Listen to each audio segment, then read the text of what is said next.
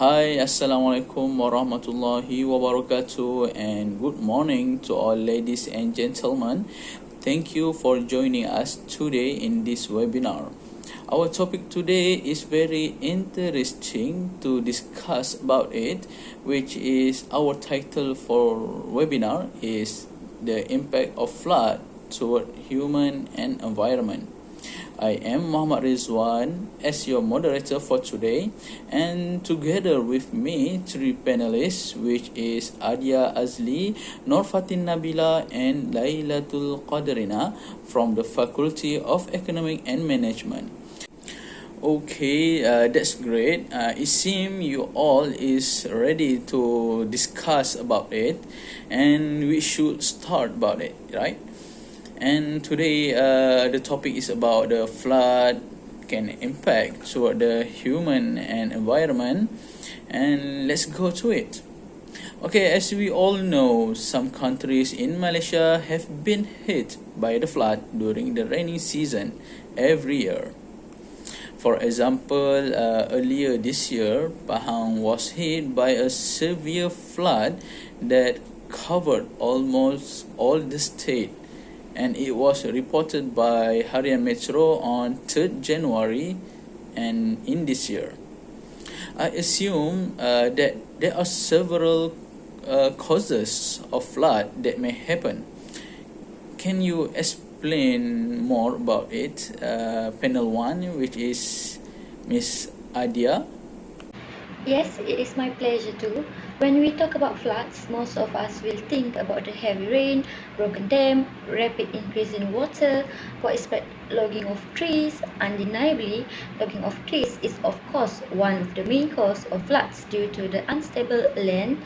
After the tree was removed, there were no longer roots to hold the land, and the land will turn into mud after receiving impact from big amount of water in a long duration of time, ended up with mud flood.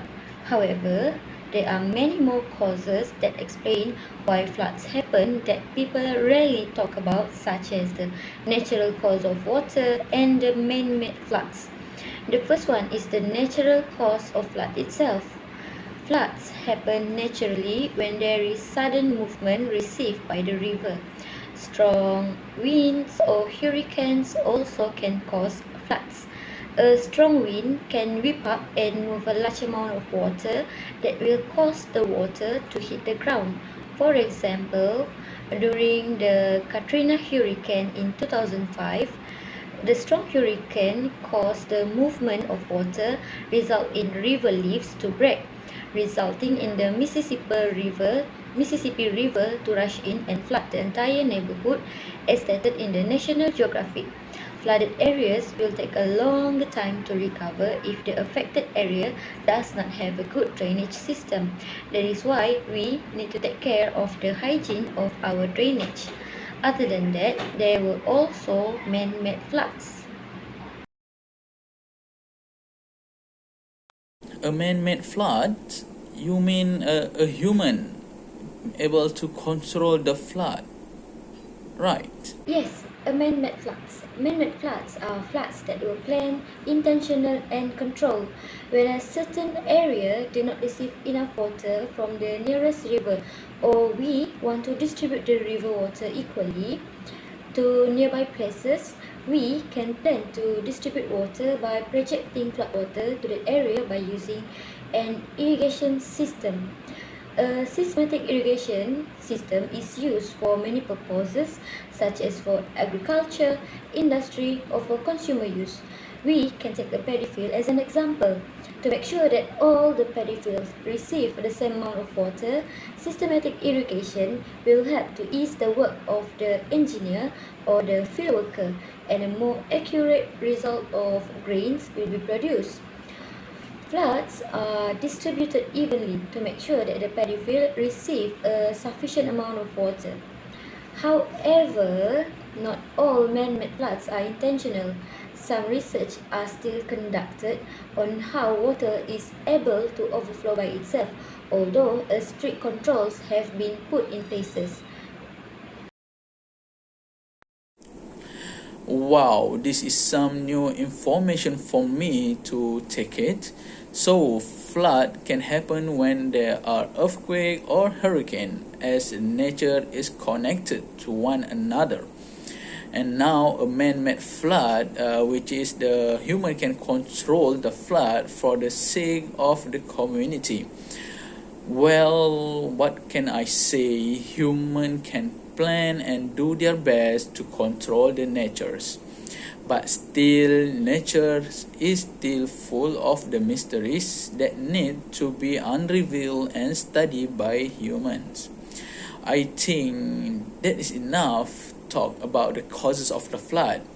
Flood are impacting to our life in many ways, whether for the human or the environment. I think I want to ask the second question to our panel, which is Miss Nabila.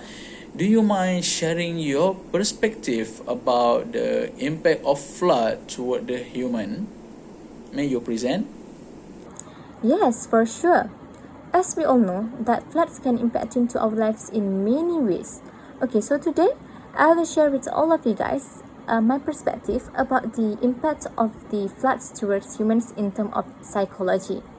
Okay, the long-term psychological effects of the distress and trauma caused by the memory of damage and losses associated with the flooding of communities remain an under-researched impact of flooding.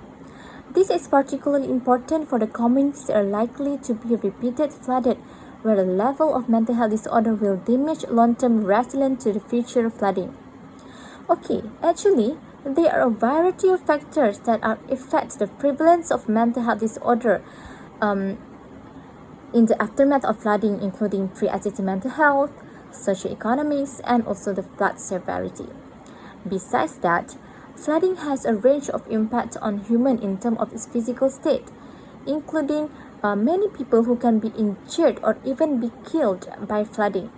Not only that, the flood water is often contaminated with sewage, which can lead to illness and affect clean drinking water. Wow, that is so bad. We all know, right, about it. So if this were to be happen again, I hope what they're going through can be solved easily. And we also can give some help and provide assistance to those in need. We can help by giving some food or raw material and shelters, and others help. So, what about the effect toward the flora and fauna during the flood happen? I think this is a question to our last panel, which is Layla Tool. So, Layla Tool, do you mind to share with us what does flood affect toward the flora and fauna? We can say the effect toward the environment. Yes, the flood also will affect the environment. Firstly, I will share my perspective towards flora and fauna habitats being destroyed. Flora, such as plants, will impede respiration in the roots, leading to the build-up of carbon dioxide, methane, and nitrogen gases. The roots can suffocate and die. Toxic compounds such as ethanol and hydrogen sulfide can also build up in the soil and damage plants. Plants that are suffering from excessive water stress are more prone to infection by disease-causing organisms such as fungi or insects. For the fauna, it will affect the small animals that are more vulnerable to drowning, drying in resulting floods and mudslides. Burrowing animals may be safe from smaller disturbances, but nutrition rains can collapse their burrows or block their entrances, trapping them or leaving them without shelter. Nabila, did you have any additional effect towards human? Yes, I have. Okay, another effect towards human is it will affect the properties damages and losses. Okay, what is the flood damage? Flood damage is defined as all the varieties of harm provoked by flooding. Okay, it includes all detrimental effect on public and also private infrastructure, ecological system, cultural heritage, and also the economic activities. For most people, the benefit of flood risk reductions at the cost is a direct flood damage on property and also economic activities avoided as a result of seems to reduce either the frequency or impact of flooding.